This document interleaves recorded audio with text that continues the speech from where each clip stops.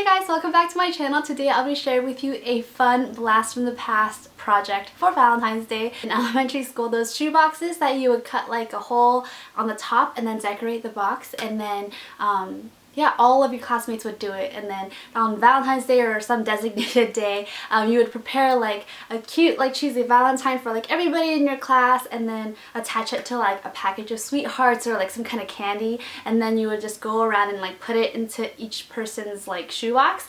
I hope you guys remember that or have done it before because it's so much fun. But I wanted to recreate one because at the Awana that I serve in at the church that I go to, one of the theme nights coming up near Valentine's Day is like about love.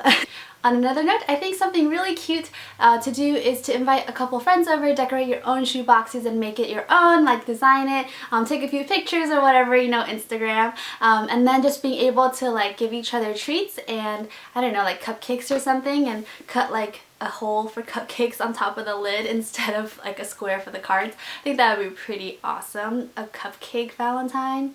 So much to get on that. But yeah, like if you don't do it with your friends, you can do it with your family and everyone like make one and you just write like what you're thankful for each other, what you love about each other, and just appreciate each other. And I think this is a really great opportunity to do something that we should do every day of the year. So that is it for this very long intro, and I hope you guys enjoy, and let's just get into the actual project.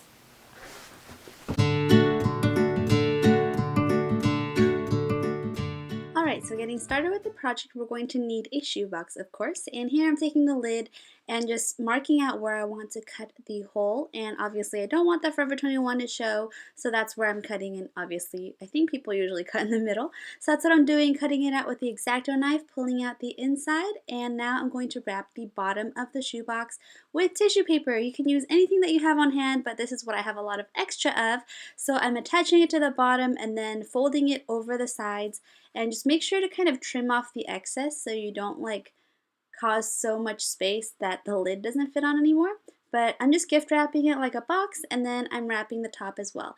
So here I'm just cutting off the excess as I mentioned and just making sure to tape it down so it stays really secure. And next I'm going to be using an X-Acto knife shortly and cutting the hole in the middle. But don't do it! Don't do it. It doesn't work out very well.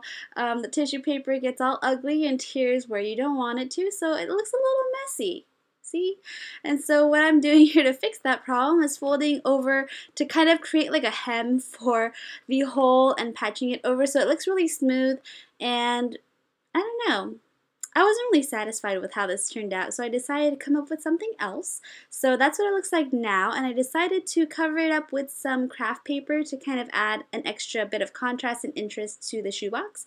So here we go. I'm measuring it out so it fits the lid and folding the sides down so it stays in place so that when I turn it over to draw out the hole to cut, then, you know, it'll stay and I won't accidentally cut out too much. So if you notice here, I'm going to cut in and make the rectangle a little shorter, and you see the diagonals. So that's basically where you're going to cut so that when you snip all those edges, you're going to be able to like fold it inward so it's not like you have any raw edges, you know, sticking out in the middle of the box. So I'm just going to cut it out and then lay it on top and use some Elmer's glue to glue it on.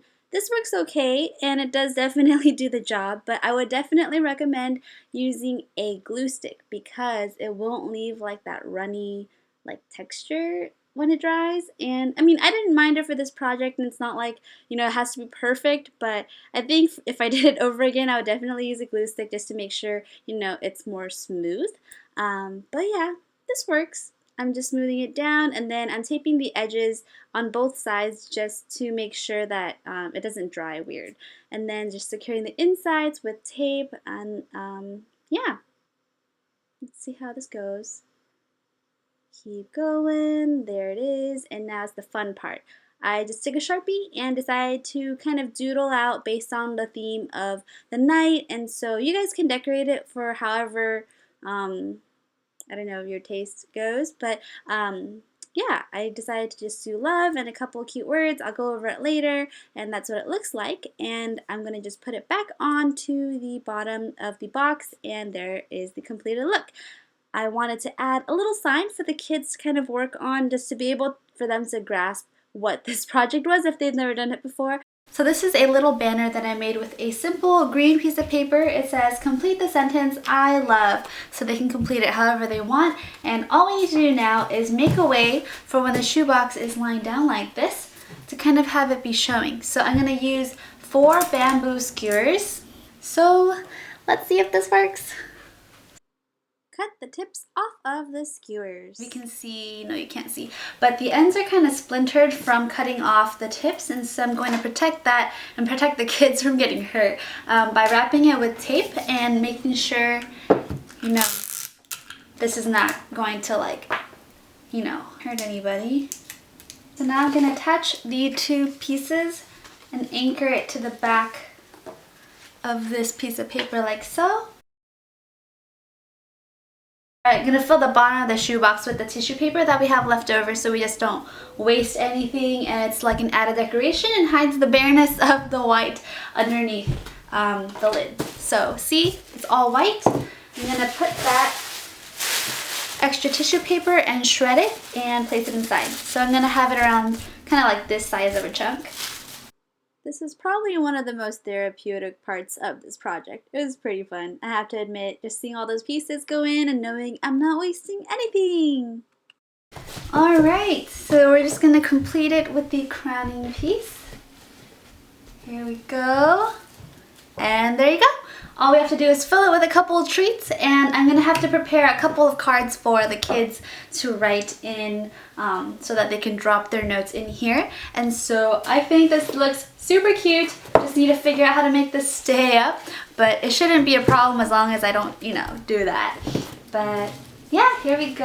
I really like this, and yeah. So this is the completed look. It says, complete the sentence I love. I just really like how that looks contrasting with the red. What I love about this project is you can pretty much use any material and make it like work. And so I had a lot of tissue paper lying around, and so I decided to use that as the wrapping paper for the shoebox. And then I actually had the Target calendar that I guess it's like a wall calendar, but January is done, so I actually flipped it over and decided to use that paper for the, I guess, contrast for the craft against the tissue. And so the design is like love, XO, XO, and yeah, so it's like love is kind, love is patient, love is not proud, love does not boast, love does not envy, and just kind of like very simply decorated, but I really like how it looks. And so I hope the kids love it too. I think they'll have a lot of fun just being able to like drop stuff in there, because that's the fun part of the project. And so yeah, this is awesome. I hope you guys, you know, take your own shot at it. If you do, please let me know, and I'd love to check it out, and have an awesome day.